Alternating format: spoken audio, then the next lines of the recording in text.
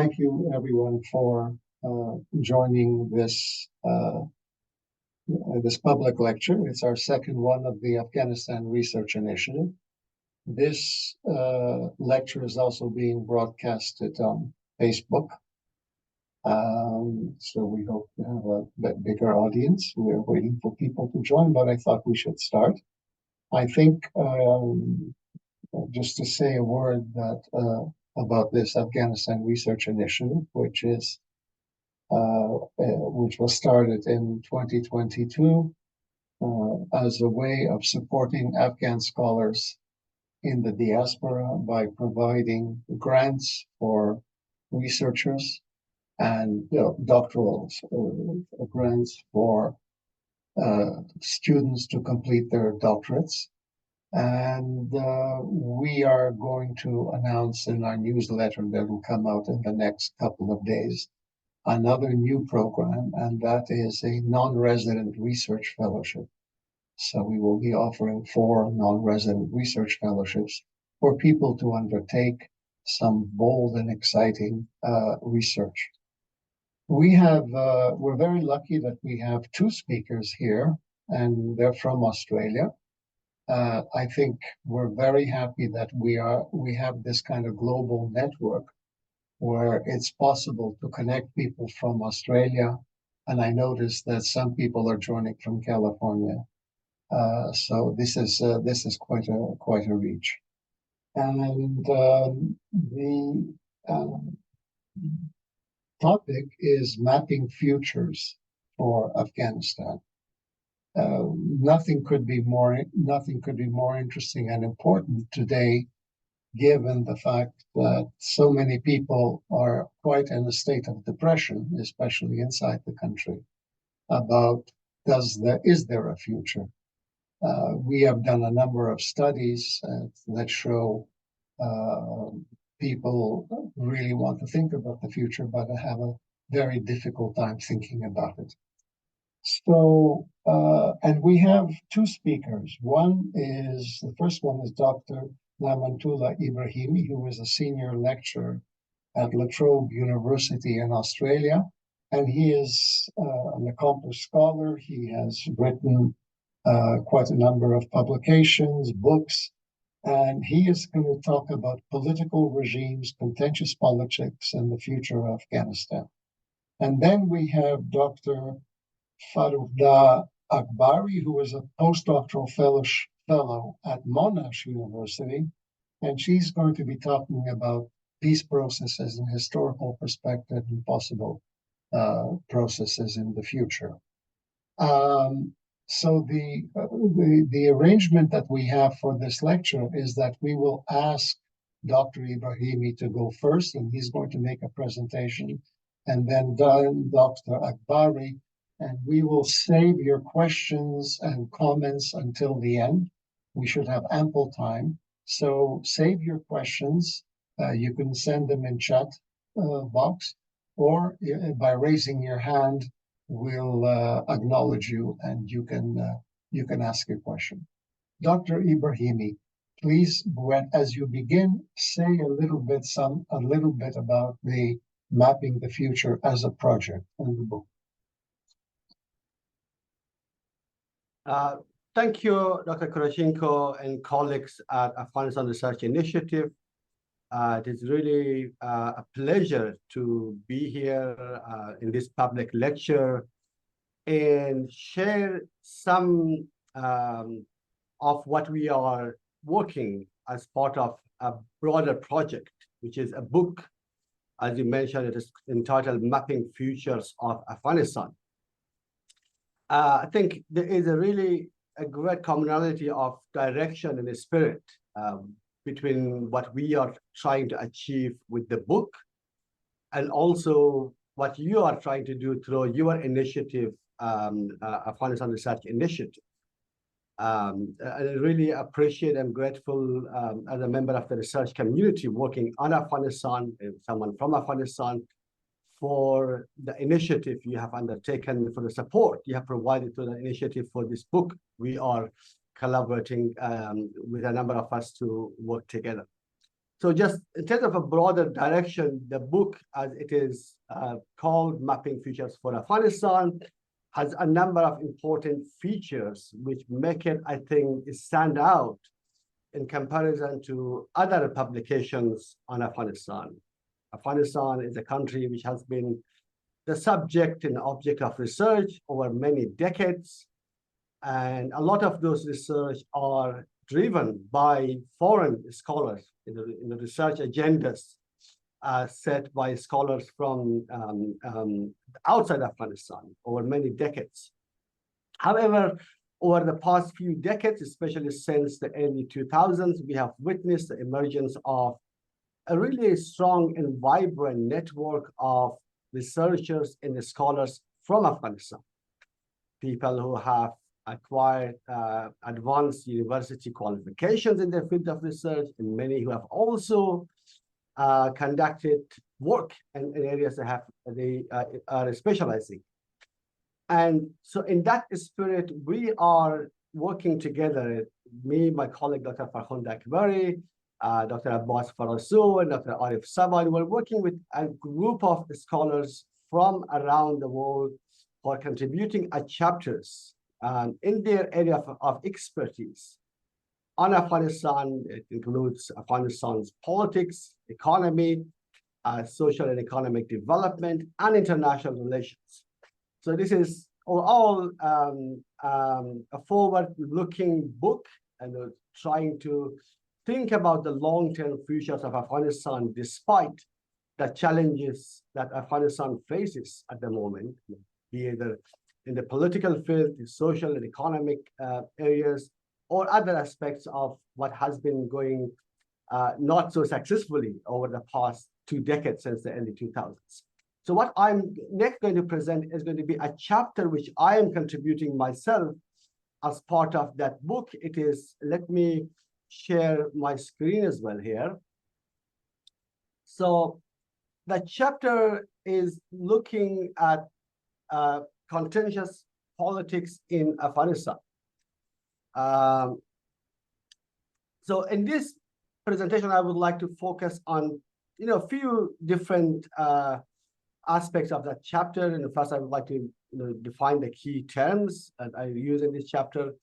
And then second, I try to apply it in Afghanistan. In the case of Afghanistan, looking at the relationship and interaction between contentious politics and political regimes in Afghanistan, with the view to how contentious politics shapes political regimes in Afghanistan, and how political regimes shape the outcome of contentious politics. And then I will briefly conclude with a few concluding remarks. So just to set the context for the chapter, I am drawing on the work of the late Charles Tilly on how he defined contentious politics. So the way they define in McCollum, Tower, and Tilly, 2004, contentious politics can be defined as episodic, public, collective interaction among makers of claims and their objects when A, at least one government is a claimant, an object of claim, or a party to the claims, and B, the claims would, if realized, affect the interests of at least one of the claimants.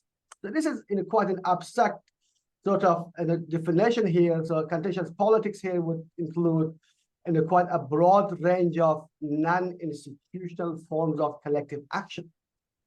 This would include, for example, protest movements of the kind we are witnessing now under the Taliban in Afghanistan. For example, the protest movements led by women in Afghanistan, or other groups who feel excluded from the Taliban or affected by the Taliban regime. And then it may also include, its broader definition, also more non-peaceful, more violent forms of collective action as well, including insurgencies. And then I'm also using another definition of political regimes, which is also drawing from the work of Charles Tilly, which is looking not only at the form of government, but also the broader set of relationships that exist in any given moment between a government and major political actors within the jurisdictions of a government. And they interact routinely with each other and also the government here as well. So, with that in mind, so I'm trying to in this chapter, explored the relationship between contentious politics and political regimes in Afghanistan. The chapter is structured in a way that it is also taking a more long-term historical perspective as well, looking at the history of state formation, political regimes in Afghanistan, and in contentious politics, how the two phenomena have interacted together. So how these two type of phenomena interact together, the way I'm looking at this chapter. So the political regimes can be defined in different ways, whether they are, for example, democratic, or they are authoritarian, at the other end of a spectrum, or they can be weak political regimes that cannot enforce its authority over its jurisdiction, or it can be strong. So depending on this sort of two dimensions of political regimes, political capacity and legitimacy, level of democracy especially, there can be 4 different types of political regimes in Afghanistan, can be found in different parts of the world. One can be low capacity, non-democratic, which is, I think, the type which might apply in Afghanistan throughout its history, but also more recently. And high capacity, non-democratic regimes, low capacity, and democratic and high capacity democratic regimes. So now, the key point here is that different kinds of regimes, they have different approaches towards contentious politics.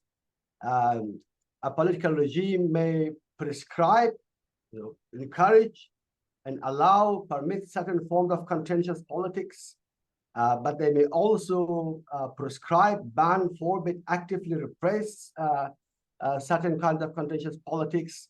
Or sometimes political regimes may be one that is neither encouraging nor discouraging, but they are just tolerating certain forms of collective action and protest movements, which happens under their jurisdictions.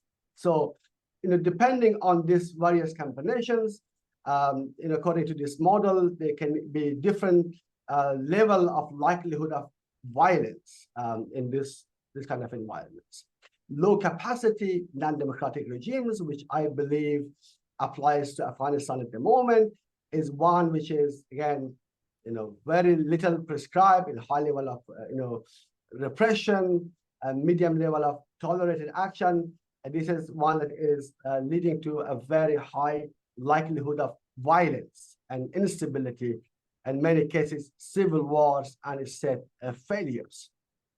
And by contrast, at the very end, if you look at high capacity democratic regimes, which can be mostly found now in Western countries, they have a very low likelihood of violence because they have higher level of tolerance for contentious politics and few prescribed form of contention and a very low level of prescribed contention. So now to apply it in the case of Afghanistan, how do we see political regimes in Afghanistan? In this chapter, I'm trying to make the case that looking at 2 different periods, especially between 2001 and 2021, when I think Afghanistan was under a low capacity hybrid political regime. Low capacity in the sense that the government of Afghanistan during this period, despite the assistance of international community, the presence of all of those foreign support structures, remained quite weak in enforcing its authority in areas under its jurisdiction. But it was also one that was hybrid in a sense that it is formal structures of a democracy in terms of there was a constitution, there were political parties, and there were also a very high level of tolerated contentious politics. We saw with a number of protest movements, but in fact, at the center of it, the government during this period was more run on the patronage politics kind of model of relationship between the government and different political groups during the period. So in that model, during the 2 decades, the government had very few prescribed forms of contention, form of contention that it was actively encouraging because it was formally democratic, and also it didn't have really the sort of capacity to enforce what it was aiming to, even if they had the intention to enforce it is rule over all over Afghanistan. And then medium levels of prescribed form of contention, it was obviously trying to discourage and repress active violence, violent form of contention, but we know that it was most often not successful in repressing and preventing a violent form of actions against the government. But they were, generally speaking, at least on paper, a very broad range of tolerated contention. People on the paper had the right to protest, to organize sit-ins, march in the streets of Kabul and other parts of Afghanistan. Although there were violence in some of these incidents, as we saw, especially during the government of the National Unity Government, that we saw with the Junbishir Roshnai, the Enlightenment protest movement, or Junbishir Asakhez, the National Uprising for Change. But generally speaking, at least on paper, the government was tolerating this form of contention. And then in this form of, in this kind of political regime, there is a medium likelihood of political violence, both in terms of the government trying to use those, instruments of violence to repress protests, but also in the way that other people who are engaging in collective action would use violence against the government. Now, looking at the situation after August of 2021, we know that the Taliban's return to power has completely led to the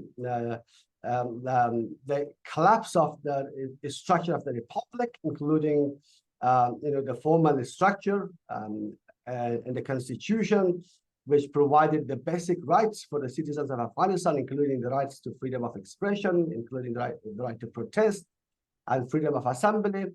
But also, in the meantime, the Taliban has tried to establish a new form of government, which is I'm describing as low capacity, non-democratic.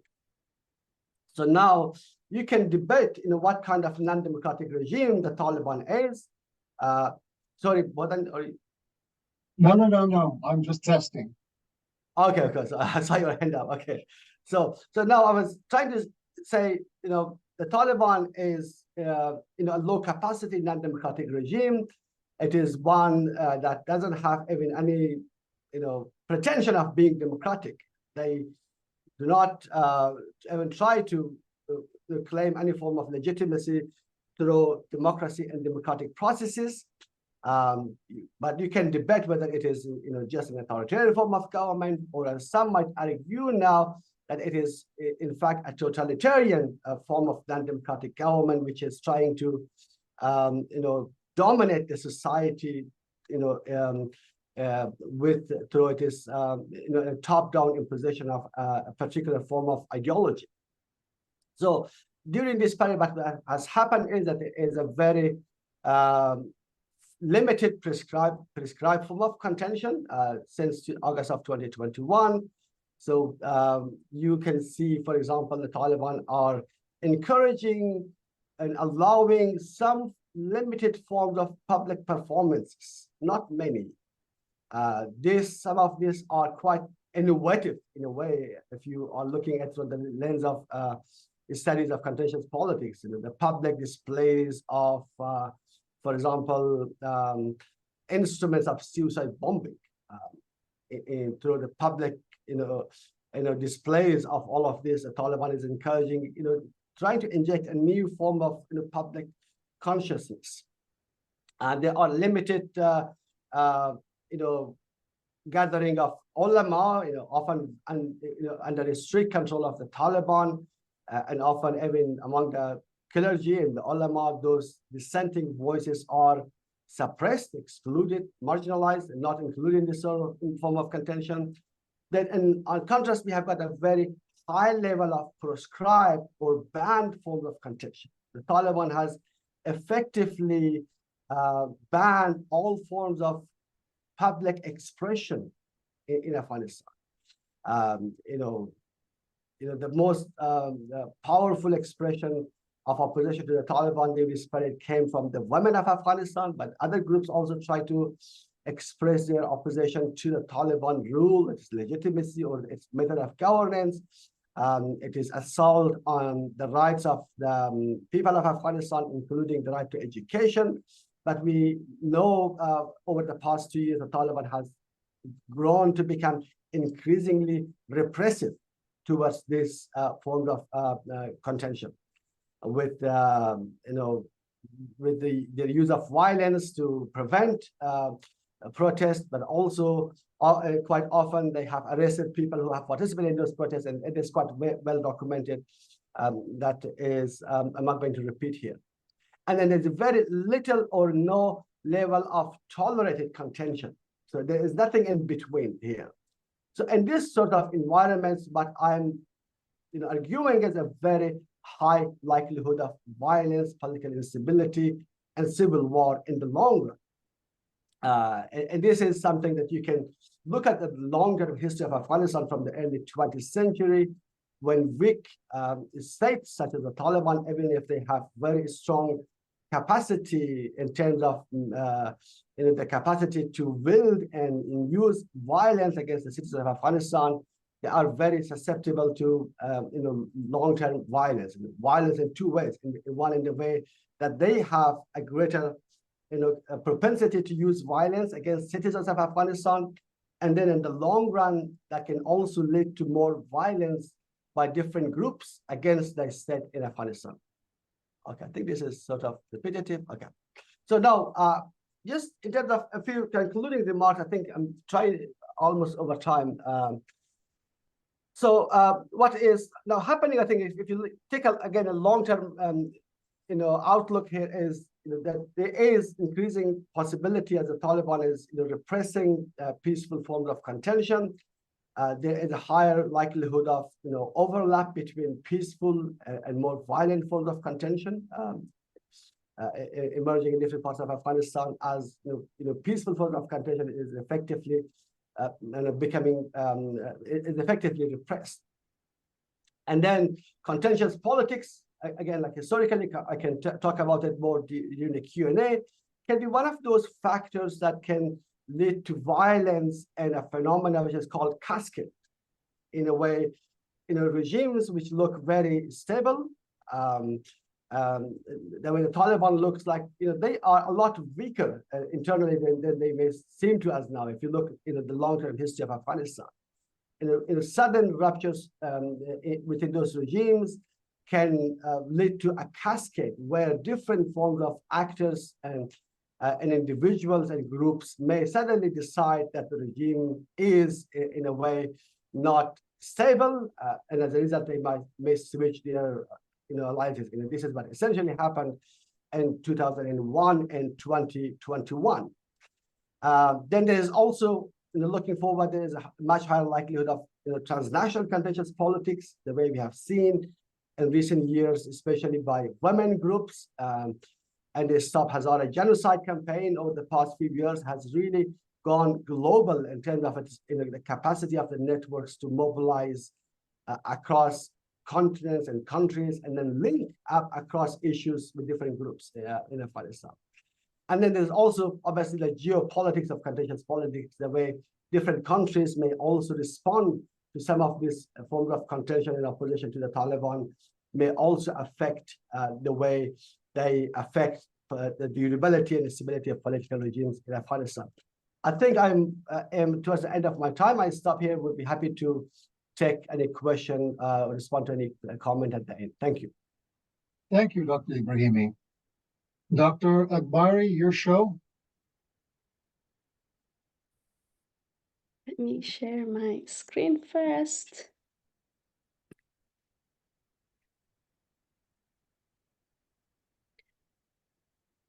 Can you hear me? Yes, everything is fine. Please Great. continue. Thank you. Yeah, thank you very much, Dr. Bodan, for the introduction. I would also like to extend my gratitude to the University of Central Asia and Afghanistan Research Initiative for their wonderful work. on keeping a spotlight on Afghanistan, as mentioned, the importance of it by my colleague, Dr. Ibrahimi. Afghanistan is set on a recurring violence and instability. The recent forceful return of the Taliban has renewed another cycle of conflict and instability in the country. It once again sets Afghanistan on a quest to achieve sustainable peace. And this is what I would like to tease more and talk about, that why we are where we are today and how we could carve a path forward. It is a difficult task. My research question and also my presentation today is very broad. I'm aware of its limitation and also the fact that in a very short time I cannot address many aspects of it. But my goal is in this presentation that I reflect back on what happened to the past. Who are we dealing with today? And what are the challenges in the future? And considering the context of Afghanistan that have experienced different kinds of government in the last 100 years, we had monarchy, republic, dictatorship, theocracy, democracy, and some 6-7 different constitutions. Leadership changes in Afghanistan have come through different forms and shapes, such as assassination, coups, forced exile, even civil war, and international interventions by two superpowers, the Soviets and the US. So throughout these rapid changes of power and landscape, political landscape in Afghanistan, the fact is that the legitimacy of the ruler and the accountability of the system that was in place in the country have remained problematic. And this was the very core reason that violence have been renewing and instability have been extending its time in the country.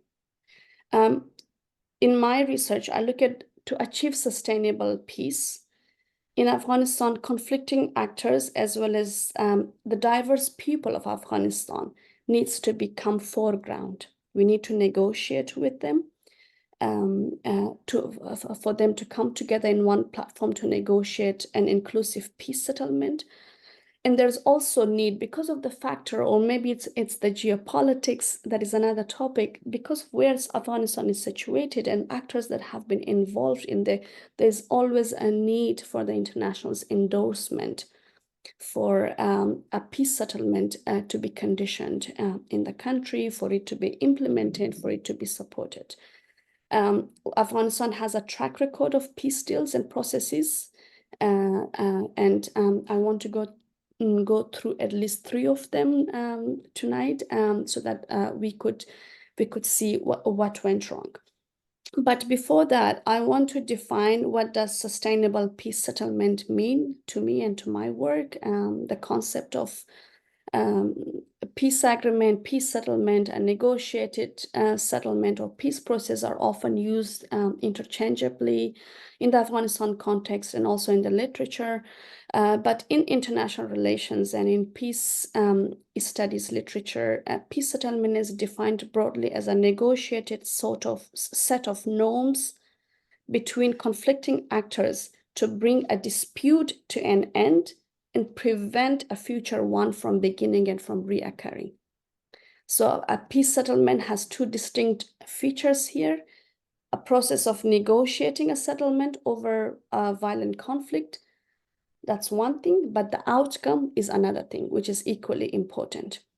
And the focus for a future a power agreement sharing for Afghanistan, and the scope and the content needs to be negotiated with the conflicting actors, which typically includes provisions and agreements over the detail of the process, transitional period, arrangements for future power sharing, be it election or otherwise, writing a constitution and setting up institutional settings and how power and justice will be exercised in the country. I think I already told you about my outline. I want to talk to you about the three different peace agreements, and then the challenges of negotiating with the Taliban. Why them? Because they are the prominent actor right now in the country, ruling Afghanistan, and also the way forward. Beginning with challenges and the failed settlement to bring peace. There has been at least 3 peace agreements in our contemporary memories, beginning with the 1988 Geneva Accords, which was a conditioned agreement by for the Soviet to exit from Afghanistan. And for it to pursue engagement or negotiation with the United States and the neighboring countries such as Pakistan, who had a lot of interference in the conflict inside Afghanistan. The Soviets and the US agreed to work or to play the role of a guarantor in that agreement. The Afghan government of that time, and then Pakistan, was led to go through some 12 rounds of negotiation to negotiate the agreement. And then at the Afghan level, the major conflicting actors, such as the Mujahideen parties, different groups, were not included in those negotiations. The Geneva Accord, again, it was more of what happened from what was conditioned from outside. The Soviets wanted an exit plan, and UN was asked to condition a process or a time, a process for them to have some sort of agreement and a timetable to exit from Afghanistan, while disregarding the local dynamics in this settlement. The Geneva Accord, as expected, quickly disintegrated. The Mujahideen group, who were not part of the negotiation and the signing of the agreement, refused to accept the outcome of the agreement, which the outcome was to keep Najibullah in power, but at the same time broaden his scope of governance and include others. But he was already in a very marginalized position. Regional countries like Iran called the agreement as illegal and invalid because it refused to include members of conflicting parties internally and externally. And also the guarantors, Soviet and US, as soon as agreement was signed, Soviet had its exit plan. Nothing was observed or implemented. Quickly, going to Bonn Agreement, the 2001 Bonn Agreement that was signed in December 5, 2001, following the fall of the Taliban regime in Afghanistan. The agreement was facilitated once again by the United Nations, with active involvement of diplomats and envoys from US and the Europeans. But of course, the major force behind that was, as we know, the 9/11 effects and the US's major role in this. But the primary goal for Bonn Agreement was to establish a roadmap for so-called peace, security, and reconstruction in the country after decades of conflict in the country, and laying more of a groundwork for the US and the NATO military intervention. It is important to note that the agreement deliberately emphasized on a centralized institutions for Afghanistan for the future, which could be easily managed by the US, who are going to be the major funder and the major political support in this, and which became a problem later on. The Afghan actors at the Bonn were mostly the warlords, the anti-Taliban forces, while they were ethnically, the delegation at the Bonn was ethnically diverse from different ethnic groups, but again, they come from a particular political background. And the representation at Bonn, while it really had the time, the environment to include, but was very exclusive of these particular groups who had sort of military background and excluded a grassroots leader, the horizontal representation of the people of Afghanistan. And Bonn did set up the groundwork for a new constitution, judiciary, elections, like all these good and rosy things for Afghanistan. But because of some major failures, which one was the exclusion of Taliban as a party to the conflict to be included in those negotiations, which many regretted later, but now as we speak was a major failure, that the Taliban were not included as a conflicting actor in the agreement. Fast forward 2020, Doha Agreement, which is much fresher in our memories, signed by the US and the Taliban after some 1.5 years of negotiation between the two groups, and the US meeting all the precondition by the Taliban, which was exclusion of the Afghan government, commitment for a timetable for withdrawal, and also release of some 5,000 Taliban political prisoners without any consultation with the Afghan government. Because of time, I'm not going to go through what was wrong with that agreement. Many of us know, but the agreement did really help the morale of the Taliban and the confidence of the Taliban to come back to power, and also emboldened their position in negotiation with the intra-Afghan negotiation. They did not have to negotiate with them anymore because they already had the agreement at hand. And we saw what we saw, August 15, for them to come to power. So the three previous initiatives that I quickly and briefly went through, there are some emerging themes, common themes among them, which all lead to failures of a peace settlement in Afghanistan. For whatever actor, there might have been the best agreement for the Soviet to withdraw, for the US to withdraw for its own political goals and strategies. But speaking of peace in Afghanistan, they were all top-down political settlement influenced by these external actors and their security and political dimensions, and also their change of strategies inside the country of how they want it to be or not to be in Afghanistan. These three processes lacked inclusion of local conflicting actors, one at a time. Mujahideen was left behind in Geneva Accord, the Taliban in Bonn, and the government of Afghanistan in Doha. Thirdly, they all lacked genuine consensus regionally and internationally to achieve peace for Afghanistan. And this is very, very important for a country that has this kind of dynamics of conflict locally, regionally, and internationally. There was no single line that could bring together locals, regionals, and internationals. And fourth, and importantly, the representative of the people of Afghanistan. Who are they? We still don't know. Who represents them? What are the mechanisms for us to bring this very diverse mosaic of ethnic groups, religious groups, and also social and political groups across Afghanistan to be represented at these talks, which are very, very important, as peace settlement literature tells us that peace agreements last longer when it's inclusive, it has gender dynamics, ethnic, and so on.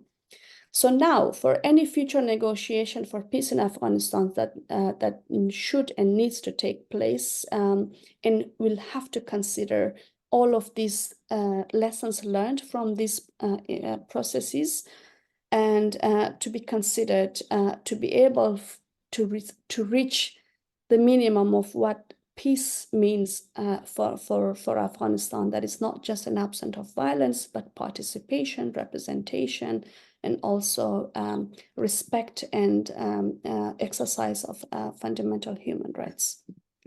And I think I'm running out of time. I'll try to go very quickly through the next couple of slides. Speaking of the Taliban, that any future settlement for now, realistically, Taliban will have to be an actor on this, since they are the major political and military actor in the country that rules Afghanistan. But there are two major challenges that we are facing with the Taliban. First, it's their ideology. Secondly, their organizational coherence, and they're both intertwined. On the Taliban ideology, I have a lot to say, but I want to read a quote that one of my interviewee told me, and I think it really sums up who we are dealing with as an actor. And it says he was a high-level political official in the former Afghan government. I quote, he said, "When we sit with the Taliban in the negotiations, they in a way believe in a determined destiny. The thing that determined destiny is on their side, God is in their side, it is their God, and that God is anti everybody else. But God is not giving up them, everything easy and soon. This is what they call azmaish ilahi, or a test of God. You have to accept sacrifices, hardship, rituals, but you should not lose confidence in the state. They think God is against you, and for them it doesn't matter how much it takes or how much bloodshed it takes. It is part of a designed destiny and designed process by God. Eventually, God will prevail. Therefore, they do not believe in a win-win situation in negotiation. If they have left an impression of a win-win situation, it is to be tactical. So they are of the view that it is a win-lose situation. I think that really sums up of all the diplomatic engagement that we have seen with the Taliban in the last, now about almost 3 decades with them, but more extensively in the last 2.5 years. Organizational coherence of the Taliban, why is that a challenge? And I think this is also intertwined with their ideology, what we saw in the last 2.5 years. They have their own bet on being recognized internationally and trying to sort of paint the image of Taliban 2.0, the changed Taliban, and as mentioned in the quote, using that as a tactic. But for the Taliban, it's really important. What I have analyzed or observed is to stick together, and that's where their power comes from. And for them, they cannot compromise on their ideological ground. The closure of girls' school is a classic example. The divide between ideological Taliban in Kandahar and the practical, so-called practical Taliban in Kabul, but then it's the Kandahar camp that rules the Taliban and says the last word. And they are the ones that, oh, look, we've blown up school for 20 years. We cannot go after our military and political whim to open schools again. And here, that's what they sold to their soldiers, and they cannot compromise on this because the hardliner could defect, and this will pose a major challenge for the movement to survive. And this has been something that really make them a hard negotiator or want to be influenced in diplomacy. Slide 5, quickly, I want to talk about, considering these whole challenges that mentioned before, there is no easy way forward, but there are certain things that could be taken into consideration by whoever, internationally, regionally, locally, that wants to bring peace for Afghanistan. There's a need for international and regional consensus on negotiating peace with Afghanistan. And there's a need for vertical and horizontal representation of the people of Afghanistan. Normally, there has been an absence of regional or local, but they both go side by side, and there is need for consensus regionally and internationally. And also the legality of peace agreement, the 2-3 peace agreement that I talked about, they lacked legality. I think peace agreements can be violated.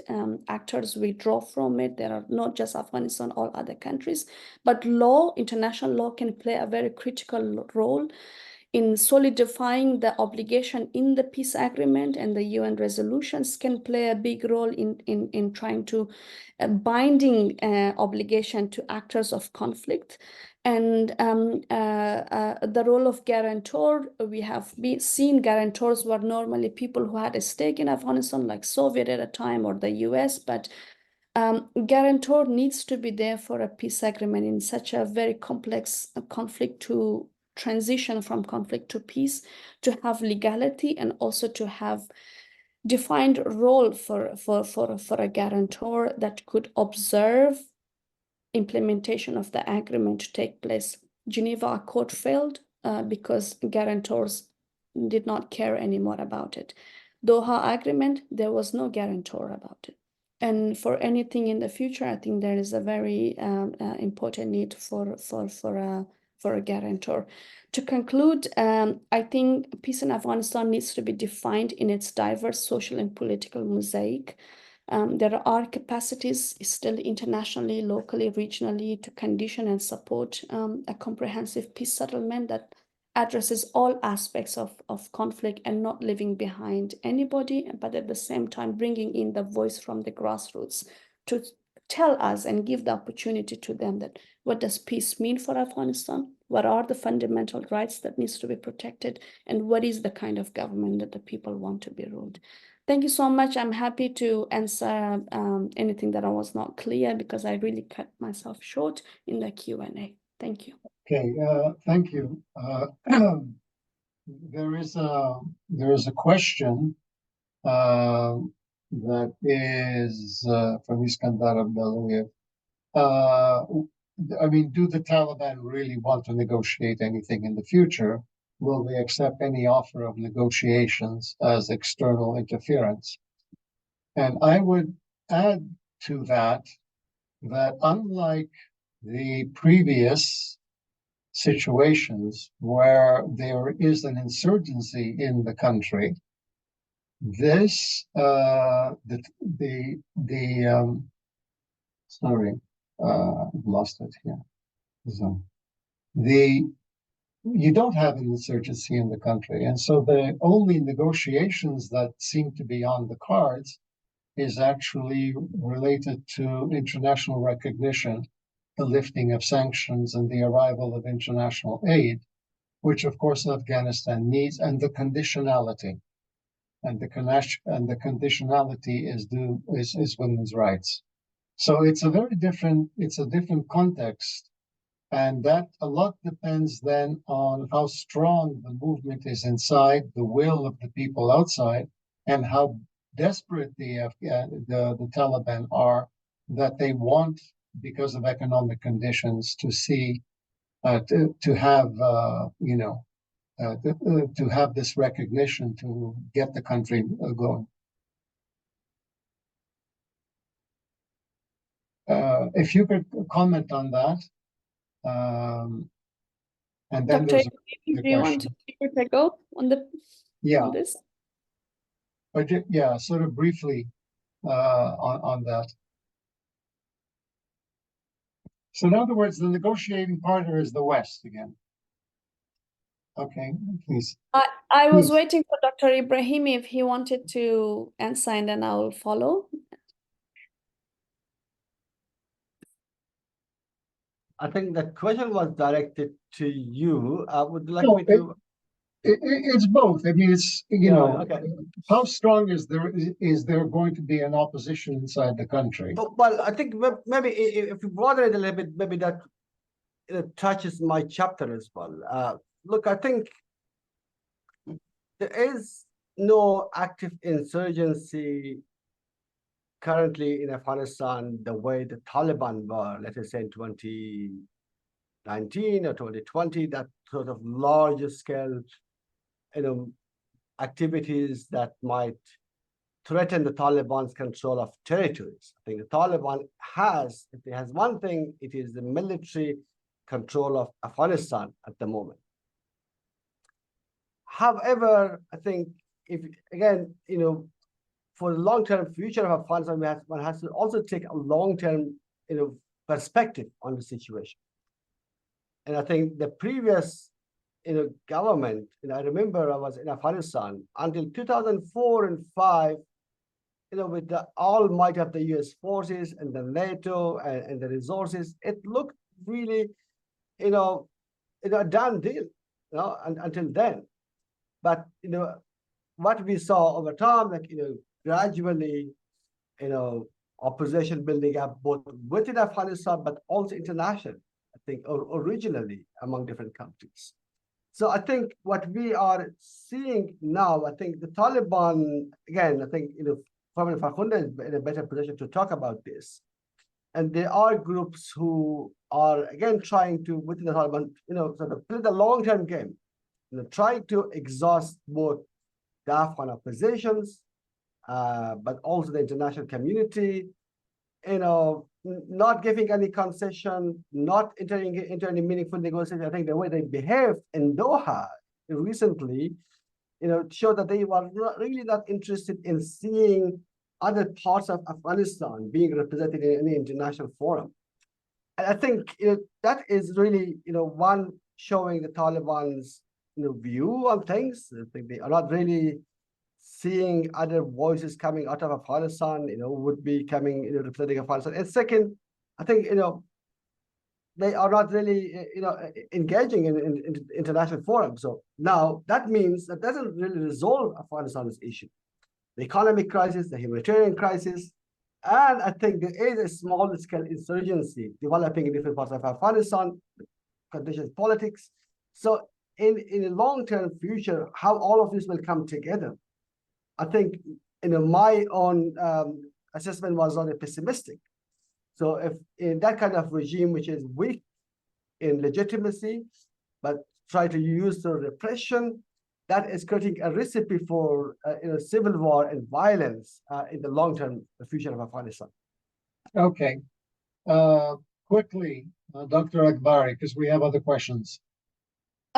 Thank you very much. The reason I wanted Dr. Ibrahimi to talk on this is related to that contentious politics, right? We already talked about cascade. Look, Taliban is in power today. There is no major opposition militarily in the country, and they're the one, and that's why in the international community, unfortunately, have been conceding to the Taliban and stepping on all kind of humanitarian and human rights principles because they are the actor, but that may not last long, what we have seen. And that's why I deliberately mentioned in my opening remarks that in the last 100 years, we have all kind of governments, all kind of democracies, theocracy, whatever constitutions and changes, regardless of whatever changes was happening. But Afghanistan, the way factually it is a very diverse country, and how the politics of the contentious politics and the cascade of political situation have been occurring in the country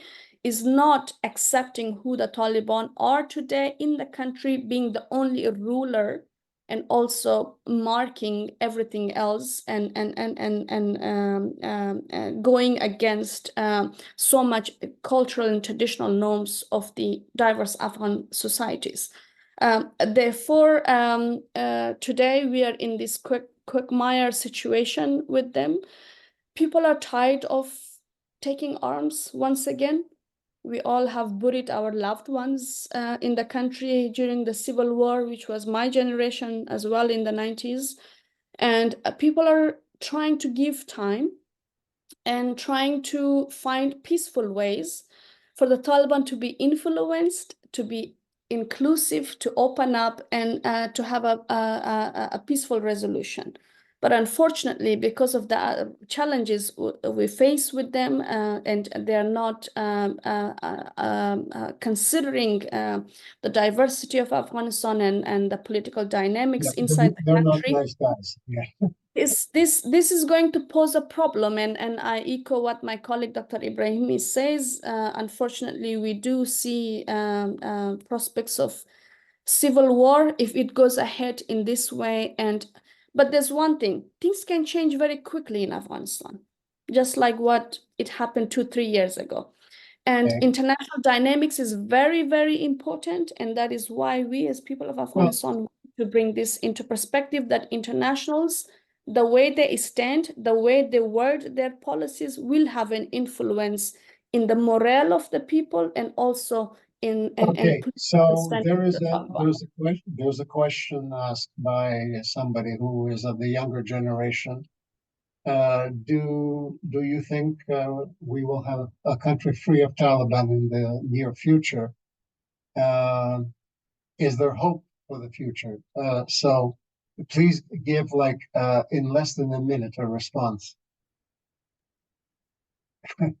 There's always hope, of course. Yeah, can I start on this? I think the only hope for us is the young people of Afghanistan, last 20 years, despite its chaotic situation, we have built an educated generation of Afghans from diverse parts of Afghanistan, and they are going to be the hope. We have the youngest population in the country, and also educated one. And I think and also the exposure of this generation to the rest of the world, through migration processes and also through their education, is the hope for a different Afghanistan than what our parents have seen. So here's another question, and there are two more. So I'll ask the first of the two. Kazakhstan and Uzbekistan almost recognize the Taliban, but Tajikistan has not recognized. Is it a possibility of having a regional coherent position vis-a-vis the recognition? Because in the region, in Central Asia, different countries have different interests and they play different games. Quick answer. I'll be very quick on that. I think, at one level, there is sort of a region-wide consensus on non-recognition. I think so far, no country has come out, formally recognizing the Taliban, even if they have allowed the Taliban to occupy the embassies of Afghanistan in those countries. I think countries in the region have important pragmatic reasons to engage with the Taliban for issues of security, finance, and trade, but also to keep a lead on the situation in Afghanistan. But at the same time, I think, how long is that sort of situation lasting?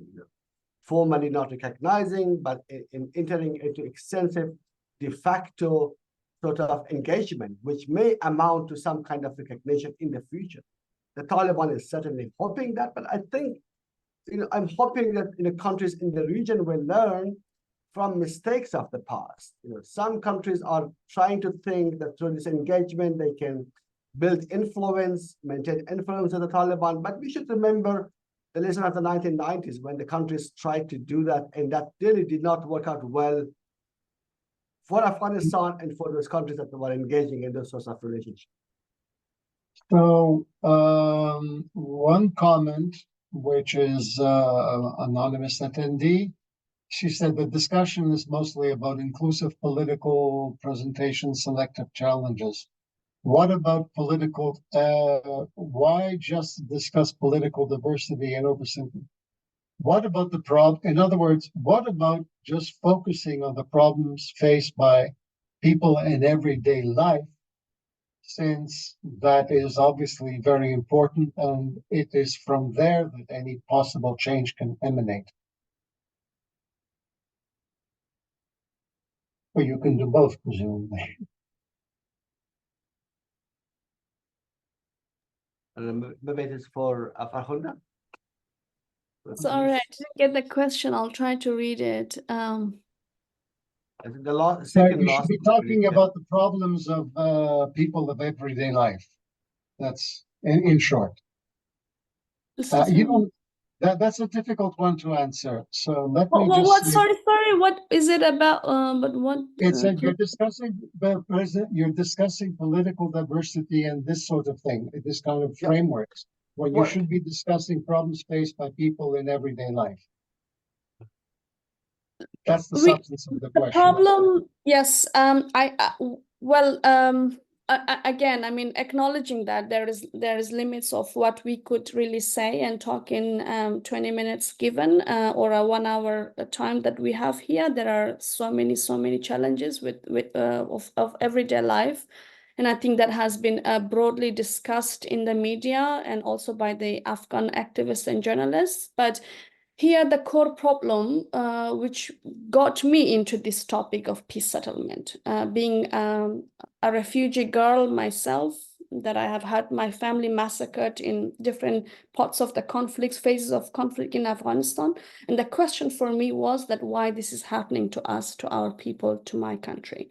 And it got me into this topic that peace settlement is very, very important, that sets the roadmap for the future of the country. Okay. And here I wanted, give me 30 seconds, please. Yeah. And here we try to identify as Afghan scholars or researchers, we try to pinpoint of where is the core of the problem. And for me, what I discussed was that we had failed peace settlements, and for the future, for the misery that our people are going through today in Afghanistan, it only comes through a way forward, and not through conflict, but through peace settlement. Okay, Because your answers are going to have to be shorter because we're running out of time and you're getting more questions. Can I Okay, just add one sentence on that? Yeah. But then I think it is not mutually exclusive. We can have, inclusive political, peace process, but also talk about everyday people. And I think everyday people would also like, Just let me make a plug for the next cycle of lectures in the public lecture series, which are going to be very much about the economic and social condition and humanitarian condition. So stay tuned. So question is, there was an interesting question. There are several questions, so bear with me. One was, okay, so if the international community becomes in the driver's seat of this kind of discussion, what has changed? It's still not Afghans at the table. It's also being internationally driven. So just hold on to that. So how much in the driver's seat? The other thing is, what do you expect so assuming they're in the driver's seat, what do you expect the international community to do? Bear these two questions in mind. Then there is a next question that women in Afghanistan and Iran are suffering the same Islamic repression. Do you think that women have to be the core of Western intervention for economic development? Now, there's a bombshell of a question. Then finally, at the present time, the Taliban are getting stronger by the day. They don't believe in negotiation. The UN is the only one that can bring some miracles to change the country because they're the one active. How do you see this situation? So this is a little bit confusing, but several topics. Women as the main point, even in negotiations with the West, it's having a similar situation in Iran. And then the other one is, what is the voice when you have the international community, when the other than the Taliban, there's no one at the table? Okay, you want to start, Dr. Ibrahimi, and then Dr. Akbari? Just I'll be very quick. I think on the point of whether the people from Afghanistan should be in the driver's seat of the international community, I think, as Dr. Akbari already mentioned, I think we have had a longer history of international actors being in the driver's seat and failing themselves in Afghanistan again and again, from Geneva 1988, 2001 in Bonn, and then in Doha. So I think the lesson is very clear. Put the people of Afghanistan in the center, but how do you do it, right? So, and I think that is the mechanics and the process of that is quite an important one. Listening to women, engaging with the program, but also thinking instead of in the short-term interest of countries, thinking about the long-term future of Afghanistan. And then I think that is an important one, because oftentimes, regional actors or international actors have, I think as the US did with the Doha Agreement, have in fact disrupted the long-term political future of Afghanistan to their own short-term political calculation. So what Afghanistan needs is not another intervention. I think this was mentioned. What Afghanistan needs is a long-term political strategy for Afghanistan that the people of Afghanistan get interest at the center of the process rather than the interest of the countries far or closer to the country. Okay. Okay, two quick comments following Dr. Ibrahimi about what the international community can exactly do. I think right now, given the current situation, the international community needs to identify its policies based on international human rights principles. they have been conceding so much to the Taliban to pressurize them diplomatically and giving away and coming up with different terms and forms every time about conceding the fundamentals of human rights by saying that this is Afghan culture or Islam culture or Afghan way of life. We need to protect the fundamentals of human rights in Afghanistan, men and women and everybody. Any policies needs to consider that. That's inclusivity, that's protection of their cultural, religious, and all these other norms. One thing, I think that will form the base for the diverse international community that can create their policies for Afghanistan. If you want women right for their country, you need to respect it in my country as well. One thing. About a situation of women in Iran and Afghanistan, while acknowledging that women in Iran are also being repressed by the Islamic regime, but I think the situation of women in Afghanistan is one of the only kind in the world in history. That is a gender apartheid in every sense, that a girl under the age of 10 cannot go to school today, and this is not the case in Iran. We're not comparing. Dr. Akbari, we're not comparing repression in the two countries, but I think that no woman in Iran or Afghanistan is asking for international or Western intervention here for economic development, but we want protection of our rights in both countries, and there is different international mechanisms such as the Women, Peace and Security Agenda that everybody, almost half of the world has signed up to, that needs to be protected and being separated from political or economic agendas, and the contexts are very different in both countries. Yeah. Well, to give you an example of the context, 60% of university students in Iran are women. Look, I think that there are a lot of issues over here that we could go on for some time, and I think there will be other lectures that are possible. So on the business of recognition, of course, we haven't talked about this, but looming large is the humanitarian crisis. And the dilemma that the West has, we're interested in saving millions of people, and the Taliban won't bend. And it is a damning statement of the regime that is quite prepared to bargain with the welfare of its people, and knowing full well that they're going to create problems for greater commitment, they started banning women from working in the humanitarian field.